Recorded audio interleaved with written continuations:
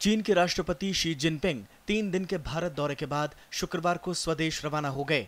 उनकी यात्रा के दौरान सबसे ज्यादा जोर सीमा से जुड़े मसलों पर केंद्रित था। प्रधानमंत्री नरेंद्र मोदी के साथ बातचीत में ये मुद्दा प्राथमिकता से उठा। यही वजह है कि लद्दाख में तनातनी को कम करने के लिए चीन ने अपने सैनिकों को कम किया है।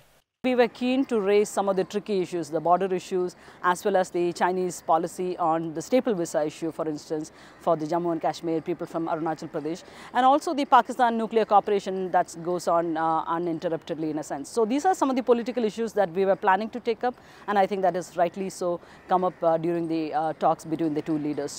It is good. I welcome this. Both countries will have to work together in good earnest to sort out the border disputes, and both countries should respect the line of actual control. चीन के राष्ट्रपति ने शुक्रवार को Lok Sabha speaker Sumitra Mahajan, UPA अध्यक्ष सोनिया गांधी और पूर्व प्रधानमंत्री मनमोहन सिंह से मुलाकात की।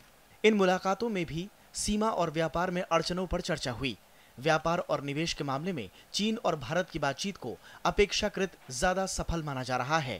It is a substantial in the sense that $20 billion is not less. If India is really able to absorb that investment, put it into the right areas and ensure implementation, I think it's a huge gain for India.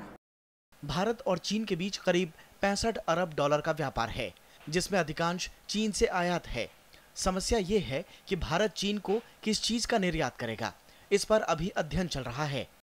Bharat ने संयुक्त राष्ट्र सुरक्षा परिषद में चीन की अस्थायी सदस्यता की दावेदारी का समर्थन किया था। यह बात चीनी नेता अक्सर स्वीकार नहीं किया करते, लेकिन इस दौरे के दौरान चीन के राष्ट्रपति शी जिनपिंग ने इस बात को न सिर्फ खुले मंच से स्वीकार किया, बल्कि उन्होंने कहा कि संयुक्त राष्ट्र सुरक्षा परिषद में भारत के भावी भूमिका का वे भी समर्थन करेंगे। मतलब साफ है, चीन को यह बात समझ में आने लगी है कि भारत अब पहले जैसी नरम डिप्लोमेसी नहीं अपनाएगा, बल्कि आपसी और अंतर्राष्ट्रीय मसलों में वह सक्रियता से हस्तक्षेप करेगा। अखिलेश सुमन, राज्यसभा टीवी।